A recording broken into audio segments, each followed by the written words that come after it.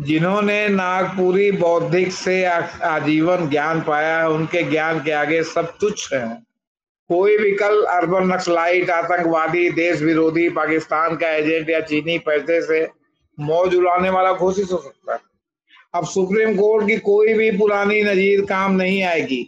Court में case लंबित है, यह दलील काम नहीं करेगी। नंबर आया है तो फिर आया ही है। पूछताछ तलाशी में कुछ न कुछ तो मिल ही जाएगा। हो सकता है कि आपने अपने संदर्भ के लिए कुछ सुरक्षित रखा हो अपने लैपटॉप पर, अपने मोबाइल में, तो गुरु वो आपके लिए जो है गले की फांस बन सकता है। मार्क्स, गांधी, भगत सिंह, नेहरू आदि किताबें तो किसी भी लेखक क्या मिल सकती हैं। हिंदी के पत्रकार ही नहीं, लेखक भी सावधान रहें। अरुंधति राय का नंबर आता हुआ सा लग रहा है। अनेक हिंदी लेखक भले ही कितना शाकाहारी, नख दंत विहीन, निरापद सा लेखन कर रहे हों, उनका नंबर भी कब आ जाए पता नहीं। अब तर्कों का जमाना गया, आस्था का युग आ गया। सरकार की आस्था ही अंतिम सत्य है।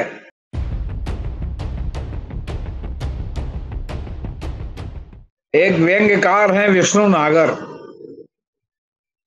उन्होंने एक अपने लेख का शीर्षक दिया है, अब तर्कों का जमाना गया, आस्था का युग आ गया। सरकार की आस्था ही अंतिम सत्य है। वे जो मान बैठे हैं कि मैं तो चुप था, चुप हूं और चुप रहूंगा, पल्लू बचाकर आज तक चला हूं, गुरु इनका भी नंबर आएगा। इनका भी नंबर आएगा क्योंकि वे चुप थे, सरकार के समर्थन में खुलकर नहीं आए थे। उनके चुप का मतलब है वे मन ही मन विपक्ष के साथ हैं। तो भैया अब आस्था का युग आ गया है, सरकार की आस्था ही अंतिम तर्क है और सबका नंबर आएगा, कोई बचेगा नहीं। अभी अभी प्रवीरपुर कैस, उर्मिलेश, अभिसार शर्मा, परंजय गुआ, ठाकुरता, सुहेल आजमी, तिस्ता, शीतल वार्ड आदि का नंबर आया है, मगर गुरु बचेगा कोई नहीं। जो समझ रहा है इनको गच्चा दे दिया बच गया, उसकी भी निश्चित ही सूची में आगे पीछे नाम है। किसी भी सुबह 6 बजे उसके घर खाकी वर्दी वाले सादे वर्दी में छापा डाल सकते हैं, उससे पूछताछ हो सकती है, उसकी किताबें, लैपटॉप, मोबाइल सब जब्त हो सकते हैं, उसकी गिरफ्तारी हो सकती है। हिंदी के पत्रकार ही नहीं, लेखक भी सावधान रहें। अरुंधति राय का नंबर आता हुआ सा लग रहा है। अनेक हिंदी लेखक भले ही कितना शाकाहारी, नख दंत विहीन, निरापद सा लेखन कर रहे हों, उनका नंबर भी कब आ जाए पता नहीं। अगर बुकर पुरस्कार अरुंधति राय को बचा नहीं पाएगा तो आपके हमारे पुरस्कारों को कौन पूछता है। और फिर हमें से तमाम लोग हैं जिनको कोई पुरस्कार भी नहीं मिला आज तक। अरुंधति जी ने आज से 13 साल पहले कुछ कहा था, इससे न तो तब शांति भंग हुई थी, ना अब हो रही है, ना आगे होने वाली है। तब की सरकार को इससे परेशानी नहीं हुई थी, तो क्या इस सरकार को भी नहीं हो। संविधान में कहाँ लिखा है। कोई तर्क अब नहीं चलेगा, तर्कों का जमाना अब गया, अब आस्था का युग आ गया है और सरकार की आस्था ही अंतिम तर्क है। अब सुप्रीम कोर्ट की कोई भी पुरानी नजीर काम नहीं आएगी। कोर्ट में केस लंबित है, यह दलील काम नहीं करेगी। नंबर आया है तो फिर आया ही है। पूछताछ तलाशी में कुछ न कुछ तो मिल ही जाएगा। हो सकता है कि आपने अपने संदर्भ के लिए कुछ सुरक्षित रखा हो अपने लैपटॉप पर, अपने मोबाइल में, तो गुरु वो आपके लिए जो है गले की फांस बन सकता है। मार्क्स, गांधी, भगत सिंह, नेहरू आदि किताबें तो किसी भी लेखक क्या मिल सकती हैं, बुद्धिजीवी के यहाँ मिल सकती हैं। कबीर, गालिब, फैज, नेरूदा, नाजिम हिकमत, ब्रेक, नागार्जुन आदि की कविताएं मिल सकती हैं। अपराधी सिद्ध करने के लिए इतना काफी है। अरे भाई अभी तो दुष्यंत कुमार की गजलें मिल जाएं, एक तबीयत से एक पत्थर तो उछालो यारो, तो फिर लड़ना निश्चित है बॉस। बताए ना, इनके आगे कोई तर्क नहीं चलेगा। जिन्होंने नागपुरी बौद्धिक से आजीवन ज्ञान पाया है, उनके ज्ञान के आगे सब तुच्छ है। कोई भी कल अर्बन नक्सलाइट, आतंकवादी, देश विरोधी, पाकिस्तान का एजेंट या चीनी पैसे से मौज उड़ाने वाला घोषित हो सकता है। अभी तक घोषित नहीं हुआ कि चीन शत्रु देश है। चीन से व्यापार बढ़ रहा है, चीन से तमाम चीजें लोग मंगा करके यहाँ उसकी पैकेजिंग करके मार्केटिंग कर रहे हैं। अडानी जी की कंपनी में चीन के एक व्यापारी का जो है, जो ताइवानी है, उसका बहुत ज्यादा पैसा लगा हुआ है और कोयले से लेके हर चीज में उसकी दलाली फिट है। लेकिन अब उनकी बात और है और आपकी बात और। तो सवाल है,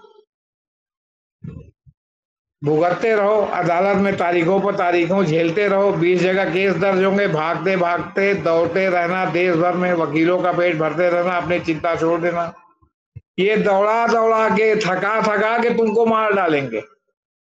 कितना दौड़ोगे? और दौड़ने की भी एक उम्र होती है। एक उम्र के बाद प्रवीरपुर कायस्थ हैं, इतने जीवट वाले आदमी हैं, लेकिन आप बताओ कि वो कितना दौड़ेंगे। अभी तक जो भ्रम में थे वे लेखक हैं, इसलिए नंबर नहीं आएगा, मगर इनका नंबर भी लगा हुआ है। अधिक देर लाइन में लगने, टांग दुखने का कष्ट झेलना नहीं पड़ेगा। किसी भी सुबह दिल्ली पुलिसकर्मी घर पर दस्तक देंगे। अगर किसी भी दिन बारी बारी से ईडी, आयकर विभाग, सीबीआई, ईडी के अधिकारी घंटी बजाने, बुलावा देने आ सकते हैं। तो इसलिए भैया सदैव जो है वो जूता चप्पल सब तैयार रखो कि कब पहन के कहाँ चलना पड़ेगा। नहीं हो सकता बिना जूते के ही घसीट ले जाए पुलिस। न बचे हुए पत्रकार बचेंगे, न लेखक, न बुद्धिजीवी, न मानवाधिकार कार्यकर्ता, न अध्यापक, न छात्र, न वकील, न जज, न व्यंग्यकार, न कार्टूनिस्ट, न कांग्रेसी, न समाजवादी, न राजद वाले, न कम्युनिस्ट, न डीएमके वाले, न टीएमसी वाले, न किसान, न मजदूर, न व्यापारी, न बूढ़े पिता, न अम्मा, न बेटा, न बीबी, न बच्चे। जो बोला है और अब भी बोलता जा रहा है, उनमें से बहुतों का नंबर तो आ चुका है, बाकी भी तैयार रहे, दस्तक होने ही वाली है। समझे आप ये नहीं सोच सकते कि हम तो कुछ नहीं बोल रहे हैं तो हमको कोई नहीं पूछेगा। नहीं गुरु, नहीं बोल रहे हो तो ये भी जो है वो सरकार के का विरोधी है, या तो सरकार के समर्थन में भोपू लगा के ताली थाली बजा के बोलो, और नहीं बोलोगे तो माना जाएगा कि तुम भी विपक्ष के साथ हो। वही जो मान बैठे हैं कि मैं तो चुप था, चुप हूं, चुप रहूंगा, बच बच के पल्लू बचाकर आज तक चलूंगा, किसी ने शर्मिंदा किया है तो भी शर्मिंदा नहीं हुआ, उनका भी नंबर निश्चित आएगा। क्यों उनका नंबर इसलिए आएगा? क्योंकि वे चुप थे, चुप हैं, सरकार के समर्थन में नहीं आए हैं, नहीं आए थे। उनकी चुप का मतलब है कि मैं मन ही मन विपक्ष के साथ हैं। तो अब समर्थन में आएंगे, उनसे पूछा जाएगा कि तब तुम कहाँ थे, अलगाववादी हो, राष्ट्रवादी नहीं, इसलिए उनका भी नंबर आएगा। जो पीठ फेरे बैठे रहे, जब भी बोले तो क्रिकेट, सिनेमा, कविता, संगीत, पेंटिंग पर बोले, वे भी नहीं बचेंगे, क्योंकि उन्हें बोलना आता है, मगर वो हिंदू राष्ट्रवाद पर चुप रहे, बोले नहीं।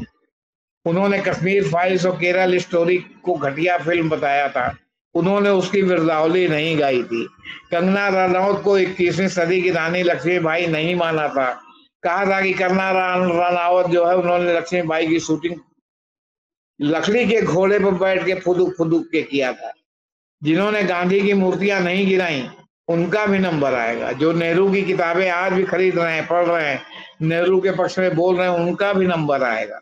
जो आज डरे हुए बैठे हैं, नतमस्तक हैं, मगर जो 2014 के बाद भी कभी शाखा में नहीं गए, उनका 30 बरस का रिकॉर्ड खंगाला जाएगा। जो किसी सोशल मीडिया पर किसी की सरकार विरोधी पोस्ट लाइक करते रहे, उनका भी नंबर आएगा।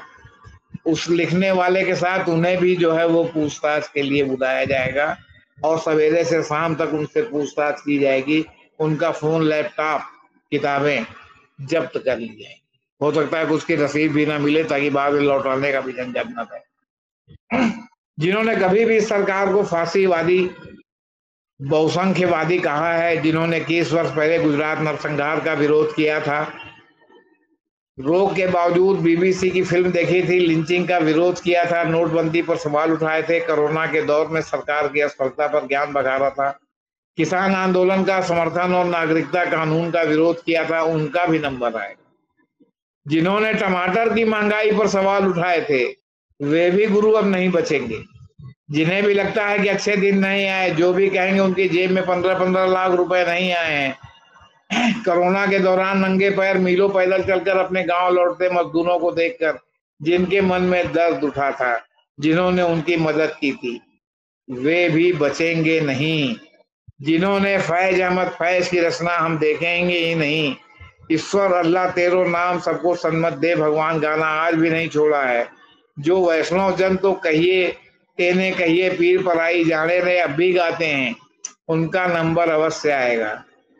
और जो ऊपर की इन पंक्तियों को सरकारी संकल्प न समझकर कोरा व्यंग समझ रहे हैं, वे भी भुगतने के लिए तैयार रहें।